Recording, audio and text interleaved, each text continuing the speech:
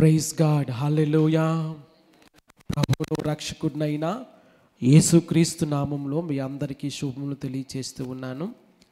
ప్రియులారా, ఈ ఉదయకాల సమయంలో దేవుని సన్నిధిలో చేరి దేవుని స్తుతించి ఆరాధించుటకు ప్రభువు మనకిచ్చిన ఈ మంచి అవకాశాన్ని బట్టి ప్రభువుని స్తుతిస్తూ ఉన్నాను. దేవుని నామానికి మహిమ కలుగును గాక.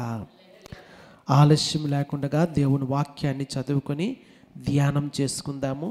బైబిల్ గ్రంథాన్ని మొదటి రాజుల గ్రంథము 3వ అధ్యాయంలోనికి తెరివి చేయాల్సిందిగా కోరుతూ ఉన్నాను. మొదటి రాజుల గ్రంథము 3వ అధ్యాయము 4వ వచనం నుంచి కొన్ని మాటలు మనం చదువుకుందాము. గిబియోను ముఖ్యమైన ఉన్నత స్థలమై ఉండెను గనుక బలులు అర్పించుటకై రాజు అక్కడికి పోయి ఆ బలిపీఠం మీద 1000 దహన బలులను అర్పించెను. గిబియోనులో యెహోవా రాత్రి వేళ స్వప్నమందు సొలొమోనుకు ప్రత్యక్షమై, నేను నీకు దేని నిచ్చుట నీకు ఇష్టమో దానిని అడుగుమని దేవుడు అతనితో సెలవీయగా, సొలొమోను ఇలాగు మనవి చేసెను, నీ దాసుడును నా తండ్రియునైనా దావీదు నీ దృష్టికి అనుకూలముగా సత్యమును నీతిని అనుసరించి యథార్థమైన మనస్సు గలవాడై ప్రవర్తించెను గనుక నీవు అతని ఎడల పరిపూర్ణ కటాక్షం అగుపరిచి ఈ దినమున ఉన్నట్లు అతని సింహాసనం మీద అతనిని కూర్చుండబెట్టి అతని యందు మహాకృపను చూపియున్నావు. నా దేవా యెహోవా, నీవు నా తండ్రి అయిన దావీదునకు బదులుగా నీ దాసుడినైన నన్ను రాజుగా నియమించి ఉన్నావు. అయితే నేను బాలుడను, కార్యములు జరుపుటకు నాకు బుద్ధి చాలదు. నీ దాసుడినైన నేను నీవు కోరుకుని జనుల మధ్య ఉన్నాను. వారు విస్తరించి ఉన్నందున వారిని లెక్కపెట్టుటయు వారి విశాల దేశమును తనిఖీ చేయుటయు అసాధ్యము. ఇంత గొప్పదైన నీ జనమునకు న్యాయము తీర్చగలవాడు ఎవ్వడు? కాబట్టి నేను మంచి చెడులు వివేచించి నీ జనులకు న్యాయము తీర్చున్నట్లు నీ దాసునైన నాకు వివేకము గల హృదయము దయచేయము. సొలొమోను చేసిన ఈ మనవి ప్రభువునకు అనుకూలమాయను గనుక దేవుడు అతనికి ఇలాగూ సెలవిచ్చెను, దీర్ఘాయువునైనను ఐశ్వర్యమునైనను నీ శత్రువుల ప్రాణమునైనను అడుగక న్యాయములను గ్రహించుటకు వివేకము అనుగ్రహించుమని నీవు అడిగితివి. నీవు ఇలాగున అడిగినందున నీ మనవి ఆలకించుచున్నాను. బుద్ధి వివేకములు గల హృదయమును నీకిచ్చుచున్నాను. పూర్వీకులలో నీ వంటి వాడు ఒకడునూ లేడు, ఇక మీదట నీ వంటి వాడు ఒకడును ఉండడు. మరియు ఐశ్వర్యమును ఘనతను ఇమ్మని అడుగకపోయినను నేను వాటిని నీకిచ్చుచున్నాను. అందువలన నీ దినములన్నింటిను రాజుల్లో నీ వంటి వాడు ఒకడైనను ఉండడు. మరియు నీ తండ్రి అయిన దావీదు నా మార్గములో నడిచి నా కట్టడలను నేను నియమించిన ధర్మం అంతటినీ గైకొనున్నట్లు నీవు నడిచి వాటిని గైకొనిన ఎడల నిన్ను దీర్ఘాయుష్మంతునిగా చేసేదను అనెను. అంతలో సొలొమోను మేలుకొని అది స్వప్నమని తెలుసుకునెను. పిమ్మట అతడు యెరూషలేమునకు వచ్చి యెహోవా నిబంధన గల మందసం ఎదుట నిలువబడి దహన బలులను సమాధాన బలులను అర్పించి తన సేవకులందరికీ విందు చేయించెను. ప్రార్థన చేసుకుందాము. పరిశుద్ధుడు అయిన తండ్రి, ప్రేమ కలిగిన ఆయన వందనాలు చెల్లిస్తూ ఉన్నాను. జీవము కలిగిన తండ్రి, జీవాధిపతి, కృతజ్ఞతలు చెల్లిస్తూ స్తుతిస్తూ ఉన్నాను. మహాగణుడా, మహోన్నతుడా, సర్వశక్తిమంతుడా, పరిశుద్ధుడా, నిండు మనసుతో వందనాలు చెల్లిస్తూ ఉన్నాను. ఈ పరిశుద్ధ పునరుత్థాన దినములో మీ పాద సన్నిధిలో చేరి మిమ్మల్ని స్తుతించి ఆరాధించుకునే భాగ్యము మా అందరికీ మీరు అనుగ్రహించినందుకు వందనాలు చెల్లిస్తూ ఉన్నాను. దాసుడు తన యజమానుని వైపు చూస్తూ ఉండినట్లుగా, దాసురాలు తన యజమానురాలి చేతి వైపు చూస్తూ ఉండినట్లుగా ఈ ఉదయకాల సమయంలో మీ వైపు ఆశతో ఎదురు చూస్తూ ఉన్నాము. దేవా, మీరు మాతో మాట్లాడండి, మీ చిత్తాన్ని, మీ ఉద్దేశాన్ని మాకు బయలుపరచండి. కృతజ్ఞతలు చెల్లిస్తూ స్తుతిస్తూ మీ దయించుమని ప్రార్థిస్తూ యేసుక్రీస్తు నామంలో స్తుతించి ప్రార్థిస్తూ ఉన్నాను, కొనియాడుతూ ఉన్నాను, గణపరుస్తూ ఉన్నాను. జీవము గల పరమ తండ్రి, ఆమేన్. ప్రైజ్ గాడ్, హల్లెలూయా.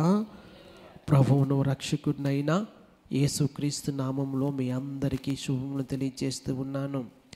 ప్రియులారా, చదువుకున్న లేఖన భాగము బహుశా మీ అందరికీ తెలిసే ఉంటూ ఉంది. రాజైన సొలొమోను గుర్చినటువంటి లేఖన భాగం ఇది. గడిచిన వారాల్లో మనం చదువుకున్నాము.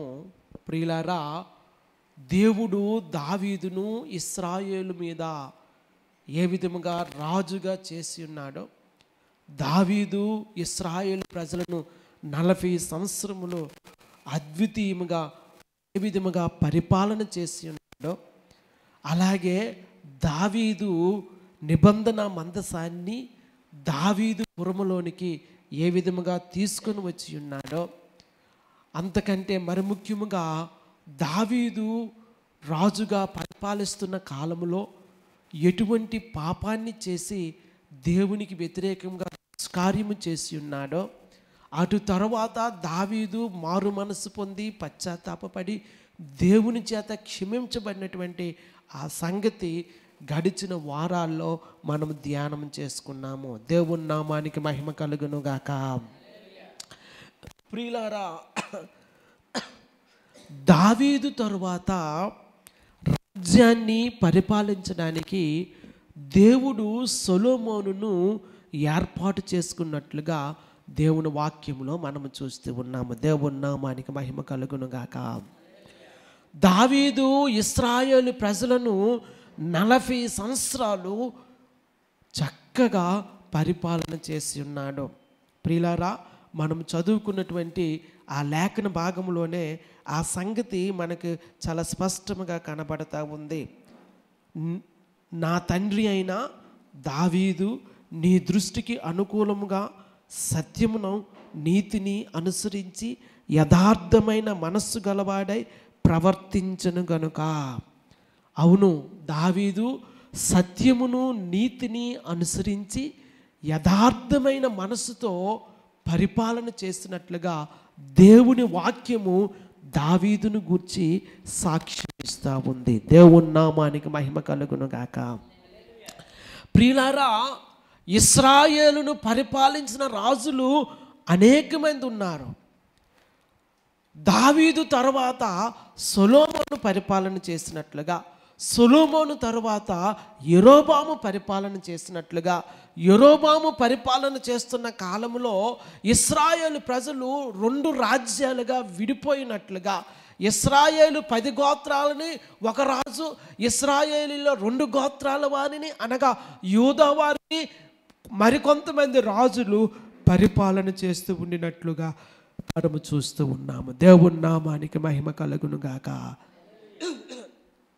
హల్లెలూయా, హల్లెలూయా. అయితే ప్రియులారా, వారి పరిపాలన గురించి దేవుని వాక్యము మనకు వివరిస్తూ ఉండినప్పుడు దావీదు యొక్క పరిపాలనను పోలికగా తీసుకోవడం అనేది మనకు కనబడతా ఉంది. దావీదు యథార్థముగా నీతిగా దేవుని ఎదుట పరిపాలన చేసినందువలన దావీదును ఒక కొలమానముగా లేదా దావీదును అతను చేసినటువంటి పరిపాలనను పోల్చి పలానా రాజు దావీదులాగా పరిపాలించలేదు, పలానా రాజు దావీదు వలె దేవుని అనుసరించలేదు అని చెబుతూ రాజుల యొక్క పరిపాలనకు ఒక కొలబద్దగా దావీదు యొక్క పరిపాలన ఉండడం అనేది విశేషమైన సంగతి. దేవుని నామానికి మహిమ కలుగును గాక.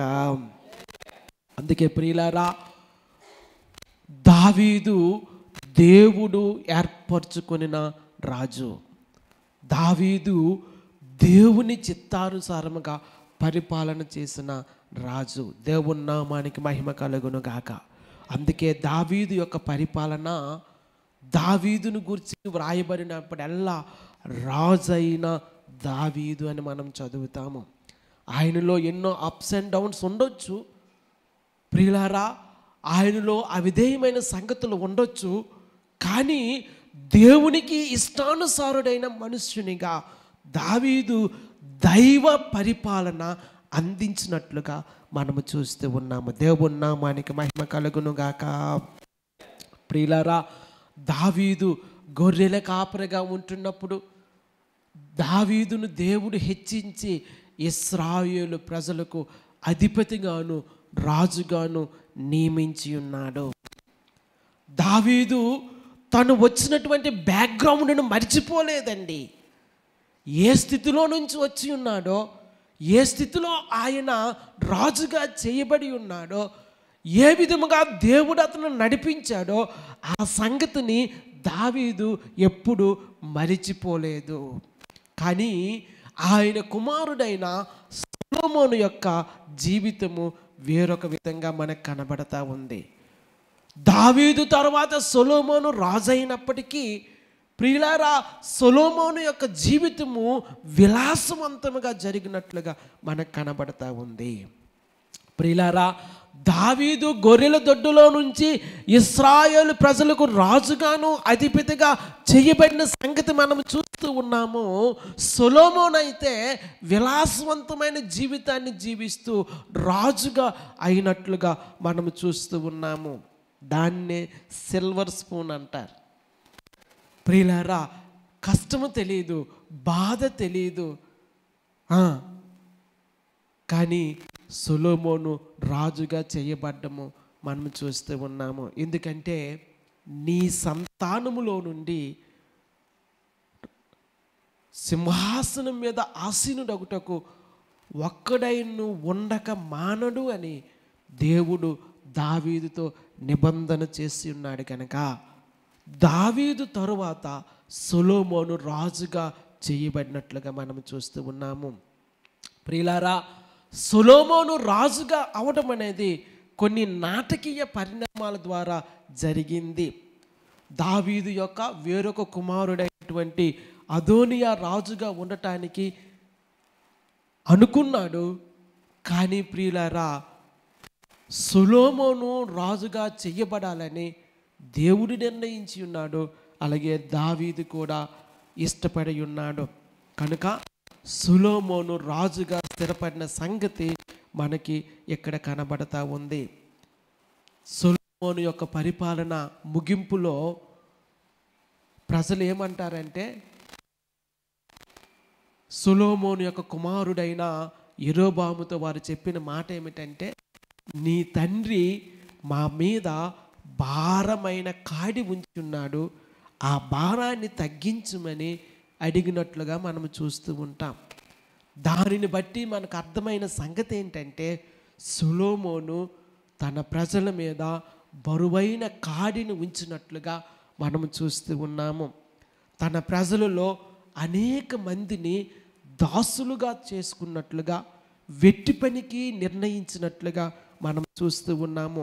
సరే, ఏది ఏమైతేనేంటి, సొలొమోను రాజు అయిన తర్వాత ఆయన దేవుని సన్నిధిని సమీపించి, దేవుని సన్నిధిలో బలులర్పించి, దేవుని సన్నిధిలో మనవి చేసి సాష్టాంగపడి నమస్కారం చేసినటువంటి సంగతి ప్రియులారా ఈ దినాన మనం చదువుకున్నాము.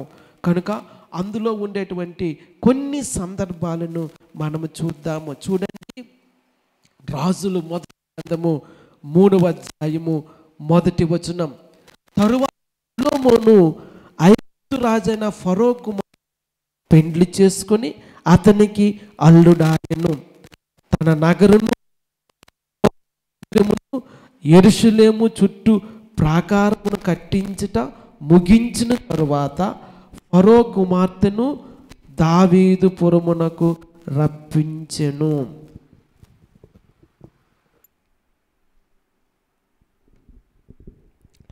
Praise God. హల్లెలూయా, హల్లెలూయా. ప్రియులారా, ఈ సంగతి మరొకసారి నేను చదువుతూ ఉన్నాను. రాజులు మొదటి గ్రంథము 3వ అధ్యాయము 1వ వచనం. తరువాత సొలొమోను ఐగుప్తు రాజైన ఫరో కుమార్తెను పెండ్లి చేసుకుని అతనికి అల్లుడాయెను. తన నగరును యెహోవా మందిరమును యెరూషలేము చుట్టూ ప్రాకారమును కట్టించడం ముగించిన తరువాత ఫరో కుమార్తెను దావీదు పురమునకు రప్పించును. ఆ దినముల వరకు యెహోవా నామమున కట్టింపబడని మందిరము లేకపోగా జనులు ఉన్నత స్థలముల యందు మాత్రము బలులను అర్పించుచూ వచ్చిరి. ప్రియులారా, సొలొమోను రాజుగా స్థిరపడిన సంగతి ఇక్కడ మనకి స్పష్టంగా కనబడతా ఉంది. ముందుగా చెప్పుకున్నట్లుగా అనేకమైన నాటకీయమైన పరిస్థితులు, నాటకీయమైన సంగతులు జరిగిన తరువాత సొలొమోను రాజుగా స్థిరపడ్డాడు. ప్రియులారా, సొలొమోను యొక్క రాజ్యము సమాధానకరంగా ఉండడం అనేది ఆశీర్వాదకరమైనటువంటి సంగతి. రాజైన దావీదు తన శత్రువులతో యుద్ధము చేసి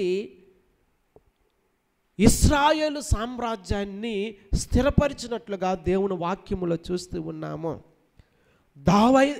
దావీదు యొక్క చేతులు రక్తాన్ని చిందించి ఉన్నాయి. కానీ ప్రియులారా, సొలొమోను రాజుగా అయినప్పుడు దేవుడు ఇశ్రాయేలు ప్రజలకు సమాధానాన్ని అనుగ్రహించినట్లుగా మనం చూస్తూ ఉన్నాం. నిజానికి సొలొమోను అనే మాట షాలోమ్ అనే హిబ్రూ మాట నుండి వస్తూ ఉంది. షాలోమ్ అంటే సమాధానమైన అర్థము.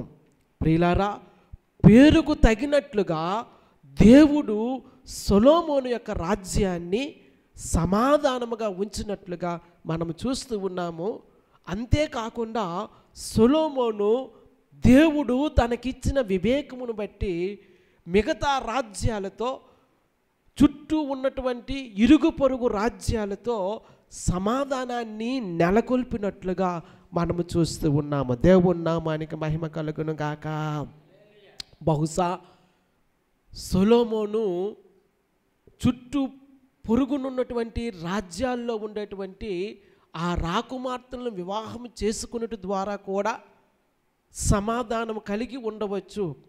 కానీ ప్రియులారా, సొలొమోను రాజు మిగతా రాకుమార్తెలను వివాహము చేసుకోవడము లేదా పొరుగు రాజ్యాల్లో ఉన్న రాకుమార్తెలను వివాహం చేసుకోవడం అనేది దేవుని వాక్యానికి, ధర్మశాస్త్రానికి విరుద్ధమైన సంగతిని మాత్రం మనం చూస్తూ ఉన్నాము. సరే, దేవుని వాగ్దానము చెప్పున ఇశ్రాయేలు రాజ్యం అనేది శాంతియుతముగాను ఇరుగు పొరుగు దేశాలతో సమాధానముగాను ఉండినట్లుగా మనము చూస్తూ ఉన్నాము. ప్రియులారా, సొలొమోను యొక్క పరిపాలనలో ఉండేటువంటి మరొక ప్రాముఖ్యమైన సంగతి ఏంటంటే, సొలొమోను దేవుని యొక్క మందిరాన్ని నిర్మించడము. దేవుని నామానికి మహిమ కలుగును గాక. మొదటగా చూసినట్లయితే సొలొమోను ఈజ్ ఎ పీస్ మేకర్. సమాధానాన్ని, శాంతిని స్థాపించినటువంటి వివేకము కలిగిన రాజు. రెండవ సంగతి చూసినట్లయితే సొలొమోను నిర్మాణికుడు, మందిరాన్ని నిర్మాణించినవాడు. ప్రియులారా, మనందరికీ తెలుసు, దావీదు మందిరాన్ని కట్టాలని తలంచి ఆ పనికి ఉపక్రమించుకున్నప్పుడు దేవుడు అతనితో మాట్లాడిన సంగతి, నీవు రక్తాన్ని చిందించి ఉన్నావు గనుక, నీ చేతులు రక్తంతో తడిసి ఉన్నాయి గనుక నీవు నాకు మందిరాన్ని కట్టించవలదు. కానీ నీ గర్భమునకు పుట్టినటువంటి నీ కుమారుడు నా కొరకు ఒక మందిరాన్ని నిర్మిస్తాడు అని దేవుడు దావీదుతో చెప్పిన సంగతి మనందరికీ తెలిసినదే. దేవుని నామానికి మహిమ కలుగును గాక. హల్లెలూయా.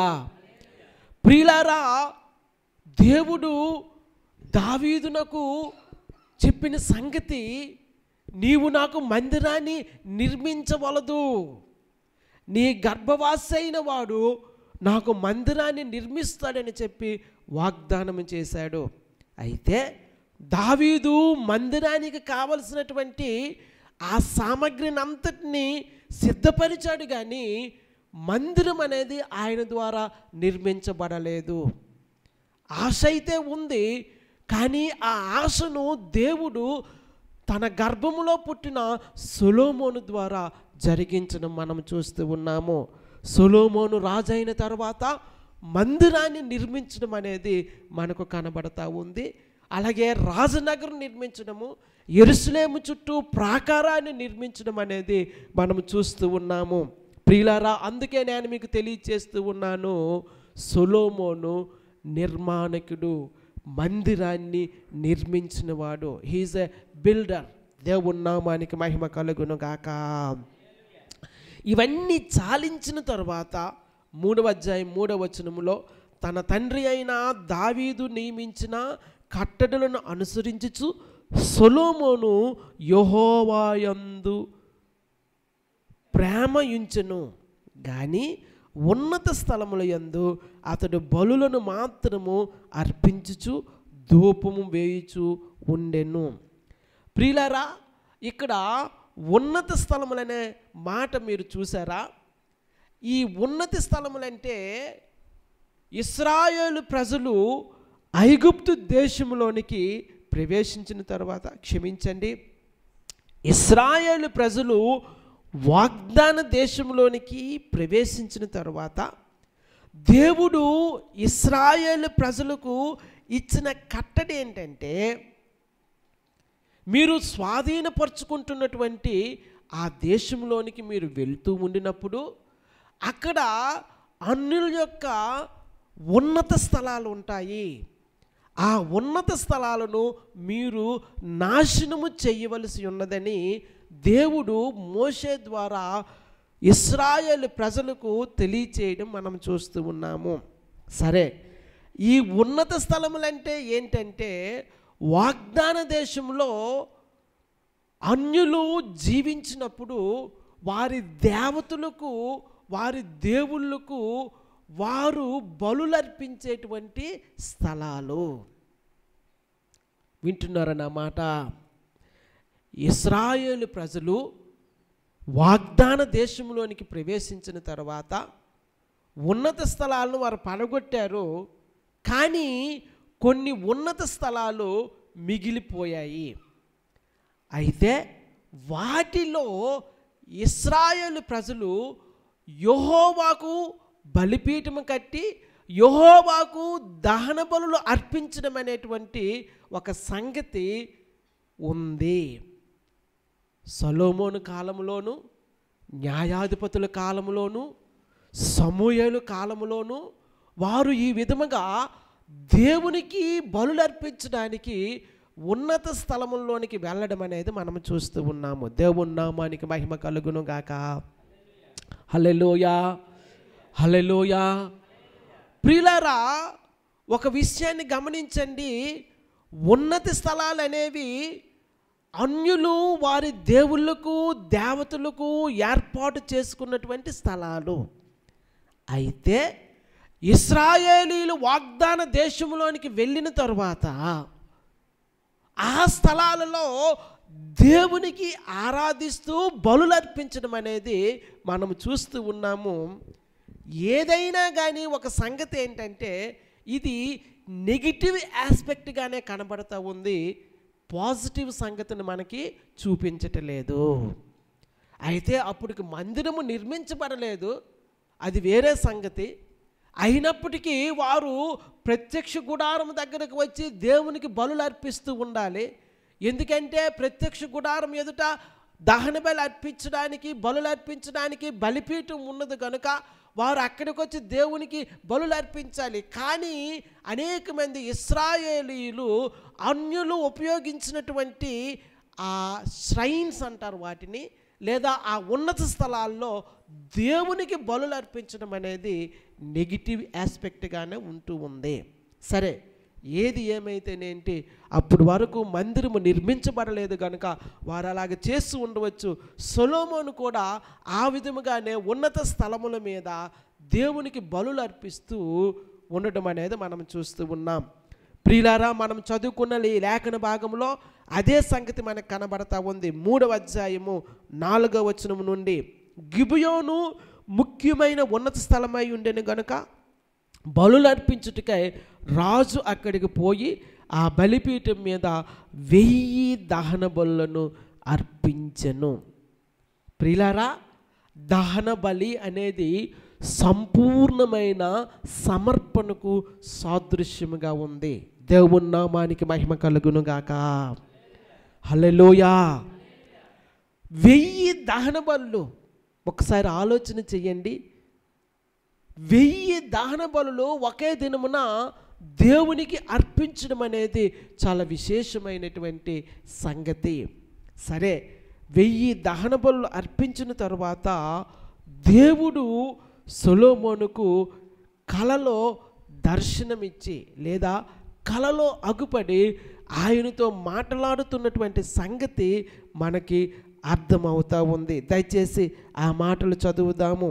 గిబియోనులో యెహోవా రాత్రివేళ స్వప్నమందు సొలొమోనుకు ప్రత్యక్షమై, నేను నీకు దేని నిచ్చుట నీకిష్టమో దానిని అడుగుమని దేవుడు అతనితో సెలవియ్యగా.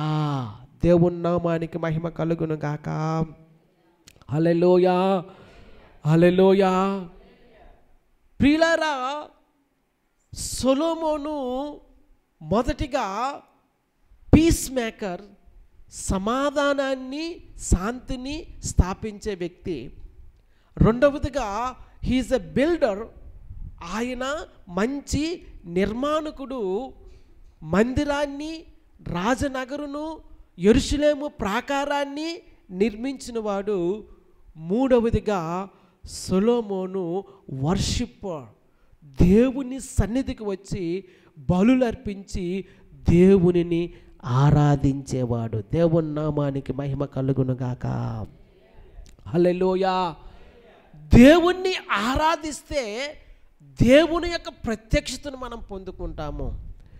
దేవునిని ఆరాధిస్తే దేవుడు మనతో మాట్లాడడం అనేది మనము చూస్తాము. అందుకే ప్రియులారా, దేవునిని ఆరాధించుట ఎంతో ప్రాముఖ్యమైన సంగతి. దేవునిని వ్యక్తిగతంగా ఆరాధించాలి, సామూహికంగా ఆరాధించాలి. పాత నిబంధన కాలములో దేవుణ్ణి ఆరాధించడానికి వారు దహన బలులను, సమాధాన బలులను దేవుని ఎదుట అర్పించేవారు.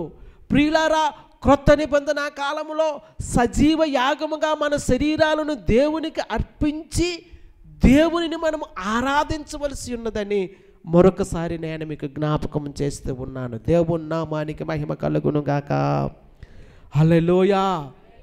ప్రియులారా, ఎవరైతే దేవునిని ఆరాధిస్తారో, మనస్ఫూర్తిగా హృదయమారా దేవుని ఎవరైతే ఆరాధిస్తారో దేవుని యొద్ద నుండి నడిపింపును వారు పొందుకుంటారు.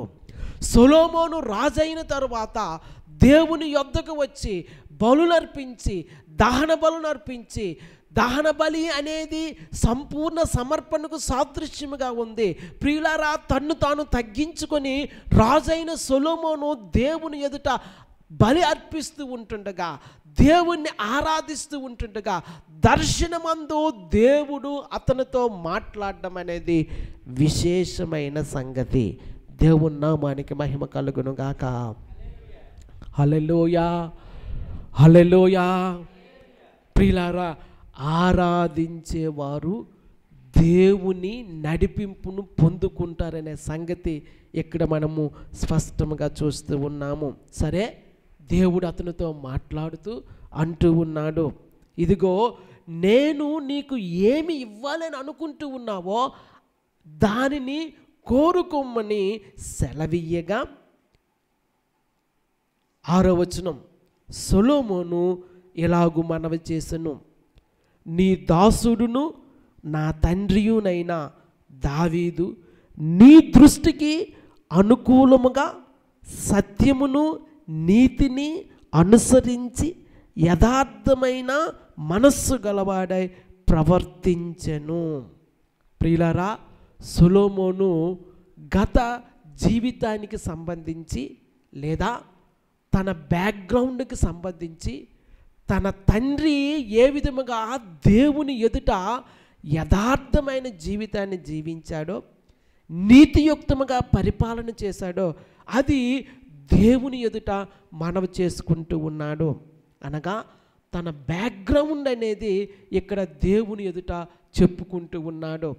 నా తండ్రి ఆ విధముగా జీవించాడయ్యా, నీతిగా యథార్థముగా నా తండ్రి జీవించాడు కనుక నేను కూడా ఆ విధముగా జీవించులాగున నీ కృప దయచేయ అన్న ఉద్దేశముతో సొలొమోను దేవుని ఎదుట మనవి చేస్తూ ఉన్నాడు. గనుక నీవు అతని ఎడల పరిపూర్ణ కటాక్షం అగుపరిచి ఈ దినమున ఉన్నట్లుగా అతని సింహాసనం మీద అతని కుమారుణ్ణి కూర్చొండబెట్టి అతని యందు మహాకృపను చూపియున్నావు. దేవుని నామానికి మహిమ కలుగును గాక. హల్లెలూయా, హల్లెలూయా, హల్లెలూయా. ప్రియులారా, 6వ వచనం 2వ భాగంలో చూసినట్లయితే సొలొమోను దేవుని ఎదుట చేస్తున్నటువంటి ఆ మనవి మనకు కనబడతా ఉంది.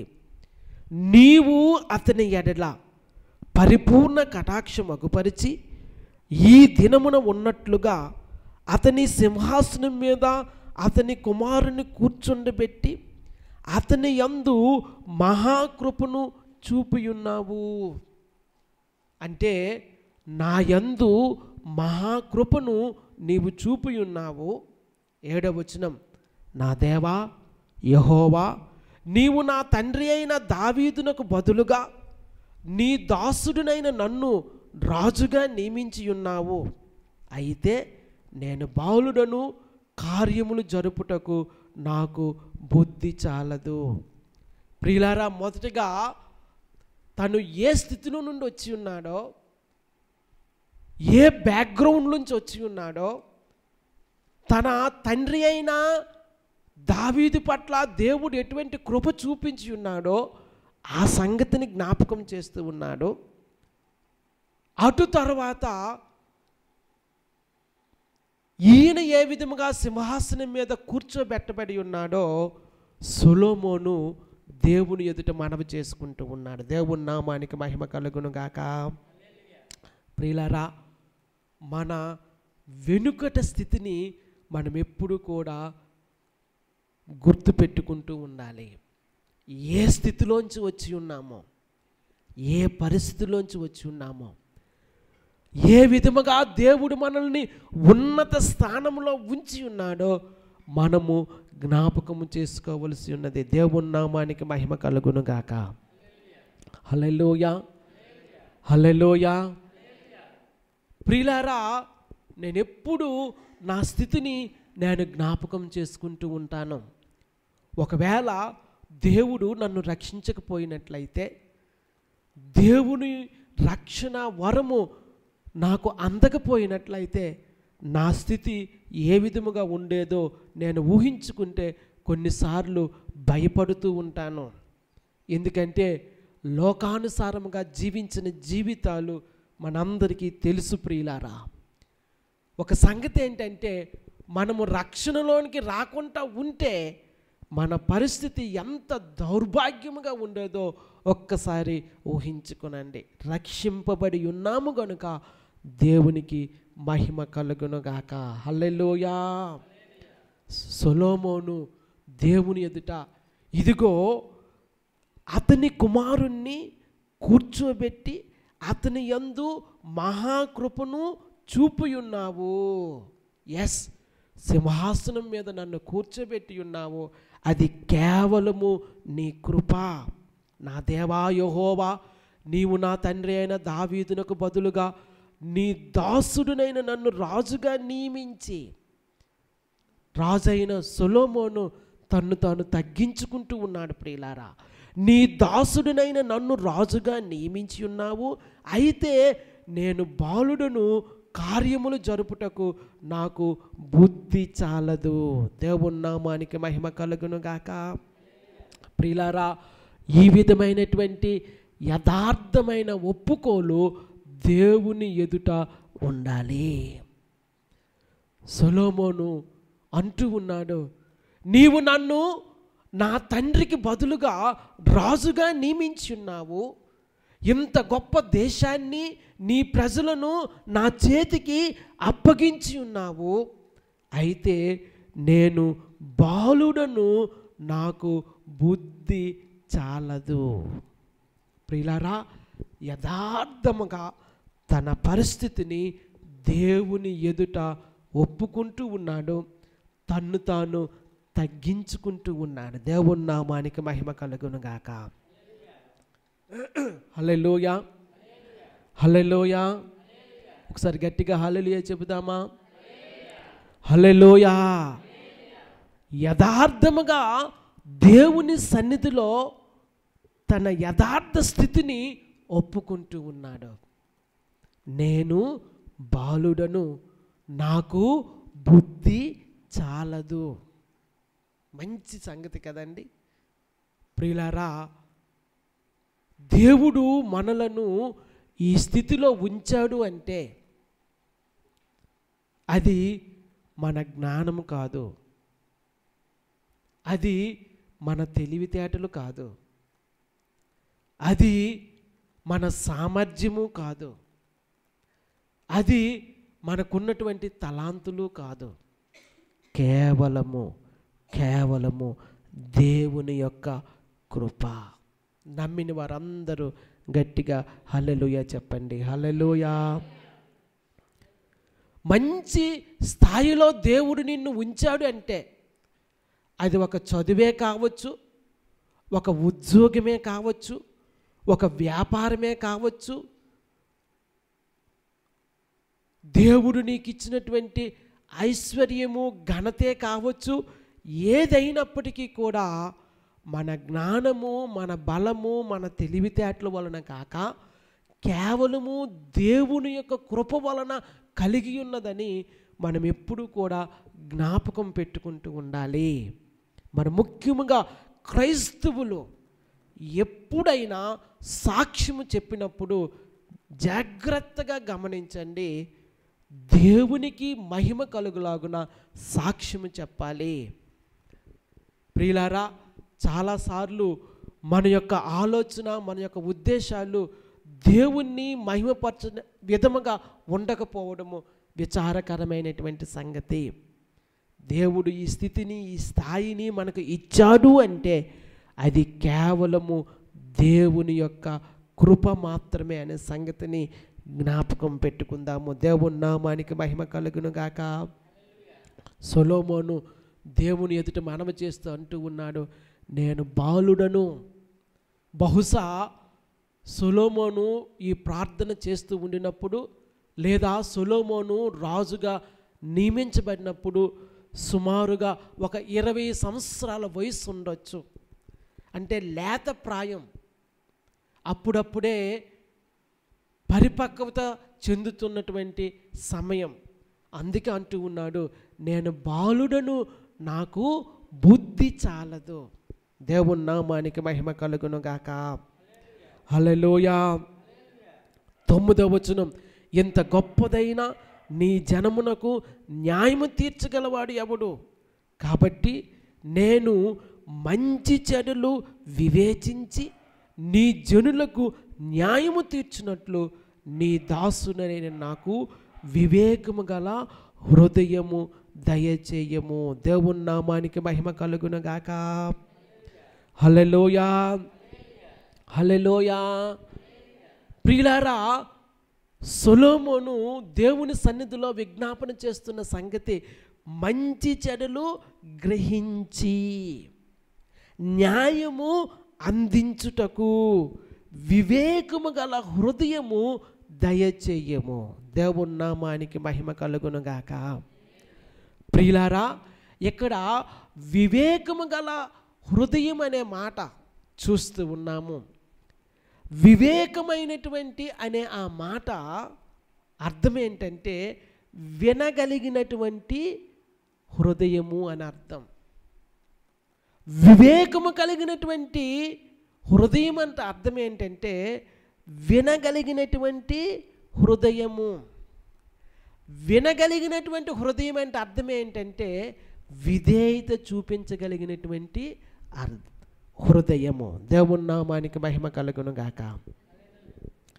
వివేకము గల హృదయం అంటే వినగలిగినటువంటి హృదయము. వినగలిగినటువంటి హృదయం అంటే విధేయత చూపించగలిగినటువంటి హృదయము నాకు దయచేయము. దేవుని నామానికి మహిమ కలుగును గాక. ప్రియులారా, వినే మనస్సు నాకు అనుగ్రహించు. విధేయత చూపించే మనస్సు నాకు అనుగ్రహించు. వినాలి, విధేయత చూపించాలి. చాలా రోజుల క్రితం ఈ సంగతి చెప్పాను, కానీ మరొకసారి జ్ఞాపకం చేస్తూ ఉన్నాను. ఇంతకుముందు ఒక యాడ్ వచ్చేది టీవీలో, ఒక యాడ్ వచ్చేది, మీరు చూసే ఉంటారు. అదేదో ఒక సర్ఫో ఏదో సబ్బో దాన్ని గుర్చినటువంటి యాడ్ అది. ఆ తల్లి తన కుమారుడుతో ఒక మాట అంటది, ఒరే రోషన్, బయటికి వెళ్ళొద్దు, బయట చాలా క్రిములు ఉంటాయి, డెంగ్యూ ఉంది కనుక బయటికి వెళ్ళొద్దు అని ఆ తల్లి చెప్తుంది. వాడు అలాగే మమ్మీ అంటాడు. వెంటనే ఆ తల్లి ఇంట్లోనికి వెళ్ళిపోయిన తర్వాత ఆ బురదలో ఆడుతూ ఉంటాడు. వాడు చెప్పిన మాట ఏంటి? అలాగే మమ్మీ. ప్రియులారా, విన్నాడు, తల్లి చెప్పిన మాట విన్నాడు, కానీ దానికి విధేయత చూపించలేదు. ఈ మధ్య యాడ్ రావట్లేదు, ఇంతకుముందు వచ్చేది. ప్రియులారా, బయట డెంగ్యూ ఉంది, విష జ్వరాలు ఉన్నాయి, వర్షంలో తడిచి నువ్వు ఆడుకోవద్దని చెప్తే ఆ పిల్లవాడు అలాగే మమ్మీ అన్నాడు. కానీ తల్లి ఇంట్లోకి వెళ్ళిపోగానే బయటకు వచ్చి ఆ మట్టిలో ఆ బురదలో ఆడుతూ ఉండడం అనేది మనకు కనబడతా ఉంది. ప్రియులారా, వినే మనస్సు, వినే హృదయము ఉండాలి. విధేయత చూపించే మనస్సు, విధేయత చూపించే హృదయము ఉండాలి. దేవుని నామానికి మహిమ కలుగును గాక. ప్రియులారా, దురదృష్టవశాత్తు ఒక రకమైనటువంటి యారోగెన్సీ పిల్లల్లో అభివృద్ధి అవుతూ ఉంటుంది. ముఖ్యంగా వారు యవ్వన కాలంలోకి వచ్చినప్పుడు ఒక రకమైనటువంటి అవిధేయత, ఒక రకమైనటువంటి మెడ వంచినటువంటి తనము వారికి అభివృద్ధి అవుతూ ఉంటుంది. కనుక పిల్లలైన వారు, యవ్వనస్తులైన వారు జాగ్రత్తగా గమనించుకోవాల్సిన సంగతి ఇక్కడ ఉంది. ప్రియులారా, రాజైన సొలొమోను దేవుని ఎదుట ఒప్పుకుంటూ ఉన్నాడు, నా దేవా, నేను బాలుడను, నాకు బుద్ధి చాలదు, ఈ విశాలమైన దేశాన్ని పరిపాలించడానికి, న్యాయం తీర్చడానికి నాకు వివేకము గల హృదయాన్ని, అనగా వినే హృదయాన్ని, విధేయత చూపించే హృదయాన్ని నాకు అనుగ్రహించు. దేవుని నామానికి మహిమ కలుగును గాక. వినే హృదయం కావాలి, లోబడి విధేయత చూపించే హృదయం కావాలి. ప్రియులారా, ప్రవక్త చెప్పిన సందర్భం మీకు గుర్తే ఉంటుందని నేను అనుకుంటూ ఉన్నాను. హృదయము అన్నిటికంటే మోసకరమైనది. చదువుదామా మాట? ఒకసారి తీయండి. ఇర్మియా గ్రంథము 17వ అధ్యాయము 9వ వచనాన్ని ఒక్కసారి మనం చదువుదాము. ఇర్మియా గ్రంథము 17వ అధ్యాయము 9వ వచనము. హృదయము అన్నిటికంటే మోసకరమైనది, అది ఘోరమైన వ్యాధి కలిది, దాన్ని గ్రహింపగలవాడెవడు? అవును ప్రియులారా, హృదయము అన్నిటికంటే మోసకరమైనది, ఘోరమైన వ్యాధి కలది. కనుక దేవుని ఎదుట మొదట మన హృదయాలు సరిచేయబడాలి. దేవుని నామానికి మహిమ కలుగును గాక. అందుకే సొలొమోను దేవుని ఎదుట ప్రార్థన చేస్తూ ఉన్నాడు. నా దేవా, వివేకము కలిగిన హృదయమును నాకు అనుగ్రహించు. వివేకము కలిగిన, విధేయత కలిగిన, వినగలిగిన హృదయాన్ని నాకు అనుగ్రహించు. దేవుని నామానికి మహిమ కలుగును గాక. ప్రియులారా, వినగలిగినటువంటి, విధేయత కలిగినటువంటి హృదయము దేవునికి కావాలి. సామెతల గ్రంథంలో కూడా ఒక మాట ఉంది. ఆ మాట మనం చదువుదాము. చూడండి, సామెతలు 4వ అధ్యాయము 23వ వచనం. సామెతలు 4వ అధ్యాయము 23వ వచనం చదువమ్మా. నీ హృదయములో నుండి జీవధారలు బయలుదేరును, కాబట్టి అన్నిటికంటే ముఖ్యముగా నీ హృదయమును భద్రముగా కాపాడుకొనుము. దేవుని నామానికి మహిమ కలుగును గాక. సొలొమోను ఈ మాటను రాసి ఉంచి ఉన్నాడు. నీ హృదయములో నుండి జీవధారలు బయలుదేరును,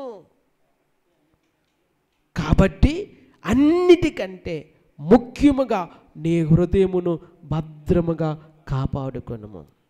ప్రియులారా, మన హృదయము దేవుని ఎదుట ఏ విధముగా ఉందో మనం ఎంతైనా పరిశీలన చేసుకోవలసి ఉన్నదని మరొకసారి నేను జ్ఞాపకం చేస్తూ ఉన్నాను. హృదయము మోసకరమైనది, ఘోరమైన వ్యాధి కలది. నీ హృదయములో నుండి జీవధారలు బయలుదేరుతూ ఉన్నాయి గనక నీ హృదయమును భద్రముగా నీవు కాపాడుకోవలసి ఉన్నది.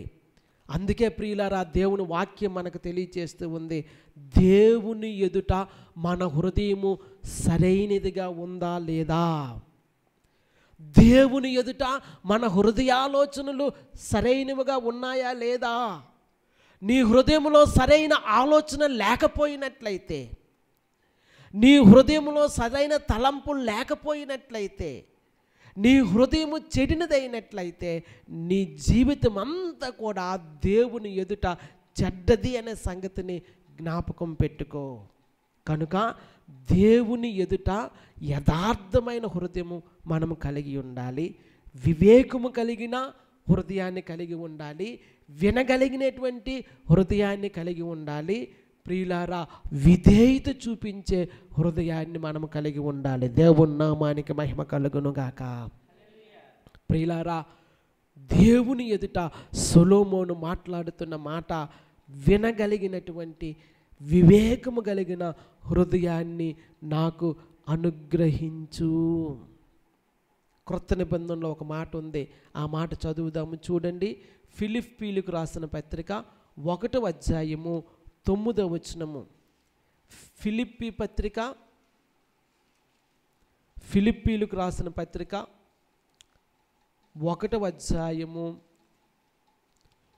9వ వచనం.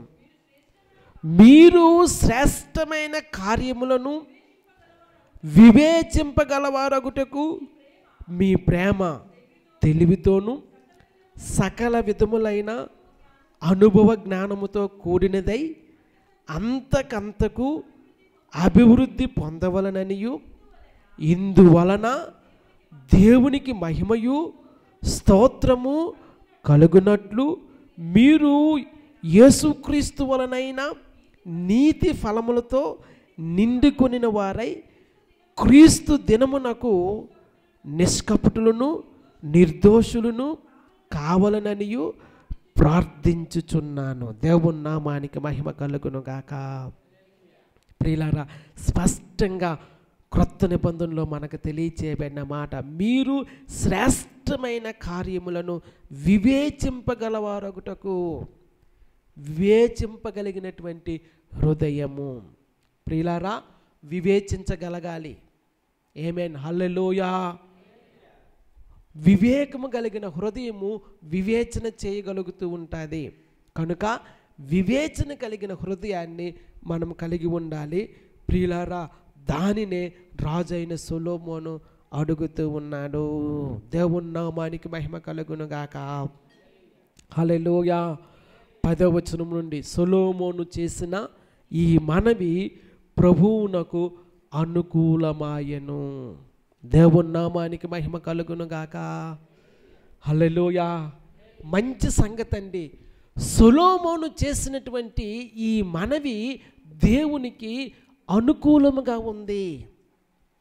ప్రియులారా, ఒక సందర్భాన్ని నేను మీకు జ్ఞాపకం చేస్తాను. దేవుని ఎదుట మనము అనేక సార్లు మనవి చేసుకుంటూ ఉంటాం. దేవుని ఎదుట మనము ప్రార్థన చేస్తూ ఉంటాం. దేవుని ఎదుట మనము మొర్ర పెడుతూ ఉంటాం. మన మనవి, మన మొర దేవునికి అనుకూలముగా ఉన్నాయా లేదా మనం చూడాలి. దేవుని నామానికి మహిమ కలుగును గాక. ప్రియులారా, మన ప్రార్థనలు, మన మొర, మన మనవులు దేవునికి అనుకూలముగా ఉండాలి. ప్రియులారా, దేవునికి ప్రతికూలముగా ఉండే ప్రార్థనలు మనము చేయకూడదు. ప్రియులారా, సొలొమోనులో ఉండేటువంటి మంచి సంగతి ఏంటంటే, దేవునికి అనుకూలమైన మనవిని, దేవునికి అనుకూలమైన ప్రార్థనను దేవుని ఎదుట ఆయన చేస్తూ ఉన్నాడు. దేవుని నామానికి మహిమ కలుగును గాక. అందుకే నేను చెప్తూ ఉంటాను, ప్రార్థన చేస్తూ ఉండినప్పుడు దేవునికి ఏది అనుకూలమో అటువంటి ప్రార్థన చెయ్యండి. ప్రియులారా, సొలొమోను దేవుని ఎదుట ప్రార్థిస్తూ ఉండినప్పుడు, మనవి చేస్తూ ఉండినప్పుడు ఆయన మనవి దేవునికి అనుకూలముగా ఉంది. అందుకే దేవుడు వెంటనే ప్రత్యుత్తరం ఇస్తూ ఉండినట్లుగా మనము చూస్తూ ఉన్నాము. 11వ వచనం, దేవుడు అతనికి ఇలాగూ సెలవిచ్చెను, దీర్ఘాయువునైనను ఐశ్వర్యమునైనను నీ శత్రువుల ప్రాణమునైనను అడుగక న్యాయము వలనను గ్రహించుటకు వివేకము అనుగ్రహించుమని నీవు అడిగితివి. దేవుని నామానికి మహిమ కలుగును గాక.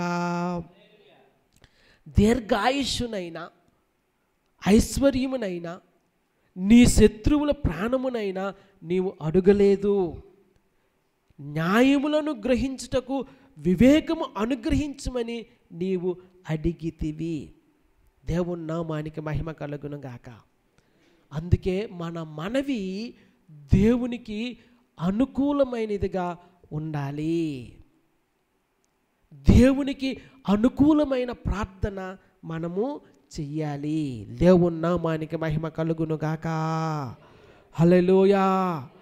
దీర్ఘాయువునైనను ఐశ్వర్యమునైనను నీ శత్రువుల ప్రాణమునైనను అడుగక న్యాయములను గ్రహించుటకు వివేకము అనుగ్రహించుమని నీవు అడిగితివి. రాజు తన ప్రజలను న్యాయముగా పరిపాలన చెయ్యాలి. దేవుని నామానికి మహిమ కలుగును గాక. అధిపతి తన ప్రజలను న్యాయముగా తీర్పు తీర్చాలి. యేసుక్రీస్తు ప్రభువాన్ని గురించి తెలియచేయబడినప్పుడు ప్రవచనపూర్వకముగా తెలియచేయబడిన మాటలు ఇంతకుముందు మీరు చదివి ఉన్నారు. చదువుదాము ఒకసారి ఆ మాట. యెషయా గ్రంథము 11వ అధ్యాయము 1వ వచనం నుండి చూసినట్లయితే ఈ విధముగా ఉంది. యెషయా గ్రంథము 11వ అధ్యాయము 1వ వచనము నుండి, యెషయా మొద్దు నుండి చిగురు పుట్టును, వాని వేరుల నుండి అంకురము ఎదిగి ఫలించును. యెహోవా ఆత్మ జ్ఞాన వివేకములకు ఆధారమగు ఆత్మ, ఆలోచన బలముకు ఆధారమగు ఆత్మ, తెలివిని యెహోవా ఎడల భయభక్తులను పుట్టించు ఆత్మ అతని మీద నిలుచును. యెహోవా భయము అతనికి ఇంపైన సువాసనగా ఉండును. కంటి చూపును బట్టి అతడు తీర్పు తీర్చడు, తాను వినున దానిని బట్టి విమర్శ చేయడు. నీతిని బట్టి బేదలకు తీర్పు తీర్చును. భూనివాసులలో దీనులైన వారికి యథార్థముగా విమర్శ చేయును. తన వాగ్దండము చేత లోకమును కొట్టును. తన పెదవుల ఊపిరి చేత దుష్టులను చంపును. అతని నడుమునకు నీతియు, అతని తుంట్లకు సత్యమును నడికట్టుగా ఉండును. దేవుని నామానికి మహిమ కలుగును గాక. నీతి న్యాయములతో జరిగించేటువంటి పాలనను గూర్చి ప్రవచనపూర్వకముగా క్రీస్తు యొక్క పరిపాలన గూర్చి ఇక్కడ మనకు తెలియచేయబడతా ఉంది. దేవుని నామానికి మహిమ కలుగును గాక. రాజైన వాడు నీతి న్యాయములతో దైవ పరిపాలన అందించాలి. ప్రియులారా, అటువంటి పరిపాలన అందించడానికి, నీతిగా న్యాయముగా తీర్పు తీర్చడానికి వివేకము గల హృదయము నాకు అనుగ్రహించు అని సొలొమోను ప్రార్థన చేస్తూ ఉన్నాడు. దేవుని నామానికి మహిమ కలుగును గాక. ప్రియులారా, ఒక మాట చెప్పి నేను ముందుకు వెళతాను. వివేకం అనేది వేరు, జ్ఞానం అనేది వేరు. ఇంటెలిజెన్స్ అనేది వేరు, ఇన్ఫర్మేషన్ అనేది వేరు. ఇంటెలిజెన్స్, ఇన్ఫర్మేషన్ అనేది దేవుడు కోరుకోవట్లేదు. దేవుడు కోరుకునేది వివేకము, అంటే విజ్డమ్. దేవుని నామానికి మహిమ కలుగును గాక. God is not required our intelligence or our information. He is looking for the wisdom of God. ప్రియులారా, మనకు ఎంత జ్ఞానం ఉంది, ఎంత తెలివితేటలున్నాయి అని దేవుడు చూడ్డు. మనము ఎంతగా దైవికమైన నడిపింపును కలిగి ఉన్నామో, దైవికమైన వివేకమును కలిగి ఉన్నామో, దైవిక వివేచన కలిగి ఉన్నామని దేవుడు అడుగుతూ ఉంటాడు. దేవుని నామానికి మహిమ కలుగును గాక. ఇంటెలిజెన్స్ అనేది, ఇన్ఫర్మేషన్ అనేది దేవునికి అక్కర్లేదండి. ఇంటెలిజెన్స్ అనేది, ఇన్ఫర్మేషన్ కావాలంటే గూగుల్ ఉంది, అడగండి. మీకు ఏ ఇన్ఫర్మేషన్ కావాలో ఇన్ఫర్మేషన్ ఇస్తూ ఉంటుంది. ప్రియులారా, దేవుడు కోరుకునేది ఏంటంటే, ఒక వ్యక్తిలో కానీ, ఒక నాయకునిలో కానీ, ఒక పరిశుద్ధునిలో కానీ, సంఘములో కానీ దేవుడు కోరుకునేది ఏంటంటే జ్ఞానము కలిగినటువంటి, అనగా దైవ జ్ఞానము కలిగినటువంటి, వివేకము కలిగినటువంటి హృదయము కావాలి. దేవుని నామానికి మహిమ కలుగును గాక. ఇన్ఫర్మేషన్ ఎంతైనా ఉంది, జ్ఞానము ఈ లోకానుసారమైన జ్ఞానము ఎంతైనా ఉంది, దానిని దేవుడు కోరుకోవట్లేదు. కానీ దైవికమైన వివేకము, దైవికమైన వివేచన దేవుడు కోరుకుంటూ ఉన్నాడు. దేవుని నామానికి మహిమ కలుగును గాక. అందుకే ఆ మనవి దేవునికి అనుకూలముగా అనిపించింది. నీవు దీర్ఘాయునైనను ఐశ్వర్యమునైనను నీ శత్రువుల ప్రాణమును అడుగక న్యాయమును గ్రహించుటకు వివేకమును అనుగ్రహించమని నీవు అడిగితివి. కనుక దేవుడు అతనికి ఇస్తున్నటువంటి సంగతి 12వ వచనములో, నీవు ఇలాగున అడిగినందున నీ మనవి ఆలకించుచున్నాను. బుద్ధి వివేకములు గల హృదయము నీకిచ్చుచున్నాను. పూర్వీకులలో నీ వంటి వాడు ఒకడునూ లేడు, ఇక మీదట నీ వంటి వాడు ఒకడును ఉండడు. దేవుని నామానికి మహిమ కలుగును గాక. హల్లెలూయా. సొలొమోనుకు దేవుడిస్తున్నటువంటి ఉన్నతమైన సంగతి, ఊహించు వాటికన్నా అధికమిచ్చి నా ప్రార్థనలన్నిటికీ బదులిచ్చితివే. ఊహించు వాటికన్నా అధికమిచ్చి నా ప్రార్థనలన్నిటికీ బదులిచ్చితివే. యెహోవా ఈరే సమస్తము నీవే, అక్కరలన్నీ చూచువాడవు. హల్లెలూయా. ఊహించు వాటికంటే ఉన్నతమైనవి దేవుడు దయచేస్తూ ఉన్నాడు. నాకు బుద్ధి జ్ఞానము చాలదయ్యా, ఈ ప్రజలను పరిపాలించుటకు, న్యాయము తీర్చుటకు వివేకము గల హృదయాన్ని నాకు అనుగ్రహించు అని దేవునిని అడిగినప్పుడు దేవుడు అంటూ ఉన్నాడు, నీవు దీర్ఘాయుష్యునైనను ఐశ్వర్యమునైనను నీ శత్రువుల ప్రాణమునైనను నీవు అడుగలేదు గనుక నేను నీకు బుద్ధి వివేకములు గల హృదయము నీకు ఇచ్చుచున్నాను. నీ పూర్వీకులలో నీ వంటి వాడు ఒకడునూ లేడు, ఇక మీదట నీ వంటి వాడు ఒకడును ఉండడు. అవును ప్రియులారా, దావీదు వంటి, క్షమించండి, సొలొమోను వంటి జ్ఞానము కలిగిన వాడు, సొలొమోను వంటి వివేకము కలిగిన వాడు ఎవరూ లేరు. అంతకు ముందు లేరు, ఆ తరువాత కూడా లేరు. దేవుని నామానికి మహిమ కలుగును గాక. హల్లెలూయా. మరియు నీవు ఐశ్వర్యమును ఘనతను ఇమ్మని అడుగకపోయినను నేను వాటిని కూడా నీకు ఇచ్చుచున్నాను. దేవుని నామానికి మహిమ కలుగును గాక. నీవు ఐశ్వర్యాన్ని ఘనతను అడుగలేదు, అయినప్పటికీ వాటిని నీకు ఇస్తూ ఉన్నాను. బుద్ధి జ్ఞానాన్ని వివేకాన్ని నేను నీకు అనుగ్రహిస్తూ ఉన్నాను. వాటితో పాటు ఐశ్వర్యాన్ని ఘనతను నేను నీకు ఇస్తూ ఉన్నాను. నీ దినములన్నిటిను రాజులలో నీ వంటి వాడు ఒకడైనను ఉండడు. దేవుని నామానికి మహిమ కలుగును గాక.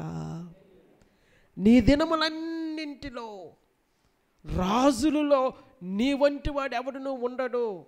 నీలాగా ఘనతను పొందేవాడు, ఐశ్వర్యాన్ని కలిగి ఉన్నవాడు, వివేకాన్ని కలిగి ఉన్నవాడు, న్యాయముతో పరిపాలన చేసేవాడు ఉండడు అని చెప్పి సొలొమోను గూర్చి దేవుడు వాగ్దానం చేస్తూ ఉన్నాడు. దేవుని నామానికి మహిమ కలుగును గాక. అవును ప్రియులారా, సొలొమోను లాంటి ఐశ్వర్యవంతుడు, ఘనత వహించినటువంటి రాజు ఇశ్రాయేలు ప్రజలలో ఎవరూ లేరు. ఆయన వంటి వివేకము కలిగిన రాజు ఇశ్రాయేలు ప్రజల్లో ఎవరూ లేరు. దేవుని నామానికి మహిమ కలుగును గాక. హల్లెలూయా, హల్లెలూయా. అటువంటి రాజు అంతకు ముందు లేడు, అటు తరువాత కూడా లేడు. దేవుని నామానికి మహిమ కలుగును గాక. హల్లెలూయా. అయితే ఒక కండిషన్ ఉంది, షరతులు వర్తిస్తాయి. ఏమండి, అడ్వర్టైజ్మెంట్ పేపర్లో మనం చూస్తాం, మీరు ఇంత కొనుగోలు చేస్తే ఇంత రాయితీ మేము ఇస్తాము, మీరు ఇది కొనుగోలు చేస్తే లేదా 1+1 ఆఫర్ అని అడ్వర్టైజ్మెంట్ పెడతాడు. కానీ కింద చిన్న అక్షరాల్లో T&C వర్తిస్తాయి అని అంటాడు. అంటే దాని అర్థం ఏంటంటే టర్మ్స్ అండ్ కండిషన్స్ వర్తిస్తాయి. పెద్ద అక్షరాల్లో అడ్వర్టైజ్మెంట్ ఏంటంటే 1+1 ఆఫర్. లేదా మీరు 10,000 కొనుగోలు చేస్తే అందులో 2,000 రిటర్న్ చేస్తాం అని పెద్ద అడ్వర్టైజ్మెంట్ ఇస్తాడు. కానీ చిన్నగా కింద చిన్న అక్షరాలతో T&C వర్తిస్తాయని రాస్తాడు. అంటే దాని అర్థం ఏంటంటే షరతులు వర్తిస్తాయి. దేవుని నామానికి మహిమ కలుగును గాక. దేవుడు సొలొమోనును ఆశీర్వదిస్తూ ఉన్నాడు. దేవుడు సొలొమోనుకు వాగ్దానం చేస్తూ ఉన్నాడు. నీవు దీర్ఘాయుష్నైనను ఐశ్వర్యానైనను నీ శత్రువుల ప్రాణాన్నైనను నీవు అడుగలేదు. న్యాయముగా యథార్థముగా పరిపాలన చేయడానికి వివేకము గల హృదయం నువ్వు అడిగి ఉన్నావు కనుక వీటితో పాటు నేను నీకు ఐశ్వర్యాన్ని ఘనతను ఇస్తాను. నీ వంటి వాడు ఇంతకు ముందు ఎవరు ఉండరు, ఆ తర్వాత కూడా ఎవరు ఉండరు. నీలా ఘనత వహించినటువంటి రాజు ఇశ్రాయేలులో ఎవరు ఉండరని చెప్పి సొలొమోనుకు దేవుడు వాగ్దానం చేస్తూ ఉన్నాడు. కానీ షరతులు వర్తిస్తాయి. దేవుని నామానికి మహిమ కలుగును గాక. హల్లెలూయా. 14వ వచనము, మరియు నీ తండ్రి అయిన దావీదు నా మార్గములో నడిచి నా కట్టడలను నేను నియమించిన ధర్మమంతటిని గైకొనున్నట్లు నీవు నడిచి వాటిని గైకొనిన ఎడల నిన్ను దీర్ఘాయుష్మంతునిగా చేసేదను అనెను. దేవుని నామానికి మహిమ కలుగును గాక. నీ ఊహించు వాటికంటే అత్యధికమైనవి నేను నీకు దయచేస్తాను. ఆయుష్నిస్తాను, ఆయుర్దాయాన్ని ఇస్తాను, ఐశ్వర్యాన్ని ఇస్తాను, ఘనతనిస్తాను, వివేకము గల హృదయాన్ని నేను నీకు అనుగ్రహిస్తాను, పరిపాలన చేయడానికి కావలసినటువంటి వివేచన నేను నీకు అనుగ్రహిస్తాను. కానీ షరతులు వర్తిస్తాయి. అదేదనగా నీ తండ్రి అయినటువంటి దావీదు చేసినటువంటి పరిపాలన మాదిరిగా నీ తండ్రి అయిన దావీదు నా మార్గములో నడిచి నా కట్టడలను నేను నియమించిన ధర్మశాస్త్రం అంతటినీ గైకొనున్నట్లు నీవు నడిచి వాటిని గైకొనిన ఎడల. ప్రియులారా, దేవుని వాగ్దానాలు, దేవుని ఆశీర్వాదాలు ఎప్పుడూ కూడా షరతులు వర్తించబడుతూ ఉంటాయి. దేవుని నామానికి మహిమ కలుగును గాక. దేవుడు తన ప్రజలతో నిబంధన చేసినప్పుడు చెప్పిన మాట, మీరు నా మాట విని నా ధర్మశాస్త్రాన్ని అనుసరించి నడిచినట్లయితే నేను మీకు తోడయ్యుండి సమస్త ప్రజలలో నేను మిమ్మల్ని తలగా ఉంచుతాను. దేవుని నామానికి మహిమ కలుగును గాక. మంచిదే, నీ ప్రార్థన నేను ఆలకించాను, నీ మనవి నేను ఆలకించాను, నీ మనవి నాకు అనుకూలంగా ఉంది. నీవు అడిగిన దానికంటే నేను నీకు ఎక్కువైన ఐశ్వర్యాన్ని, ఘనతను, మంచి పేరును, వివేకాన్ని ఇస్తూ ఉన్నాను. కానీ నీ తండ్రి అయిన దావీదు అనుసరించిన మార్గములో నీవు నీతిగా యథార్థంగా అనుసరించి ధర్మశాస్త్రాన్ని నీవు గైకొనాలి.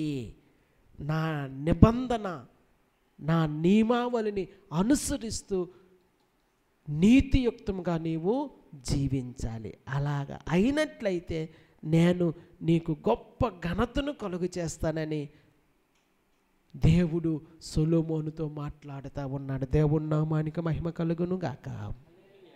ప్రియులారా, దేవుని ఆశీర్వాదాన్ని కోరుకోవడమే కాదు, దేవుని యొక్క ఐశ్వర్యాన్ని కోరుకోవడమే కాదు, వివేకము గల హృదయాన్ని కోరుకోవడమే కాదు, ప్రియులారా, ఆయన ఇచ్చిన కట్టడలను మనము తప్పక వెంబడించవలసి ఉన్నదనే సంగతిని జ్ఞాపకం పెట్టుకోనండి.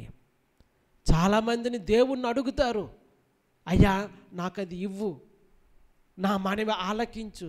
దేవుడు ఆలకిస్తాడు. కానీ దేవుని పద్ధతులను, దేవుని నియమాలను మనం వెంబడిస్తున్నామా లేదనేది చక్కగా గ్రహించుకోవలసినటువంటి అవసరత ఉంది.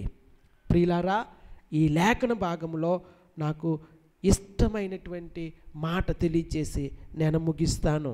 15వ వచనం. అంతలో సొలొమోను మేలుకొని అది స్వప్నమని తెలుసుకునేను. పిమ్మట అతడు యెరూషలేమునకు వచ్చి యెహోవా నిబంధన గల మందసము ఎదుట నిలువబడి దహన బలులను సమాధాన బలులను అర్పించి తన సేవకులకు అందరికీ విందు చేయించెను. దేవుని నామానికి మహిమ కలుగును గాక.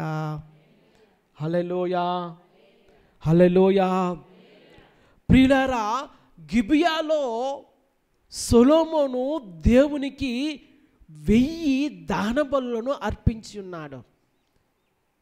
దేవుడు ఆ రాత్రి సొలొమోనుకు స్వప్నమందు ప్రత్యక్షమై ఆయనను దర్శించి ఆయనతో మాట్లాడి ఆయన ఆశీర్వదిస్తూ ఉన్నానని చెప్పి వాగ్దానం చేసి ఉన్నాడు. కానీ ప్రియులారా, అది సరిపోదు.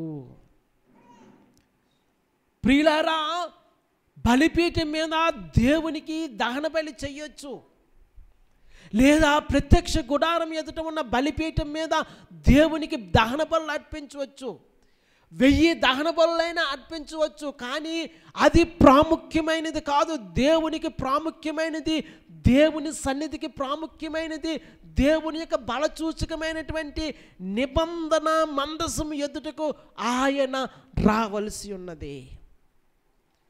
ప్రియులారా, ప్రత్యక్ష గుడారం అనేది లేదా ఉన్నత స్థలం అనేది ఒక ఫ్రేమ్ మాత్రమే. నిబంధన మందసం అనేది దేవుని యొక్క సన్నిధి. దేవుని నామానికి మహిమ కలుగును గాక. హల్లెలూయా. ఈ రెండింటికి వ్యత్యాసాన్ని మనం గ్రహించుకోవలసి ఉన్నది. ప్రత్యక్ష గుడారం అనేది కేవలము ఒక ఫ్రేమ్ మాత్రమే,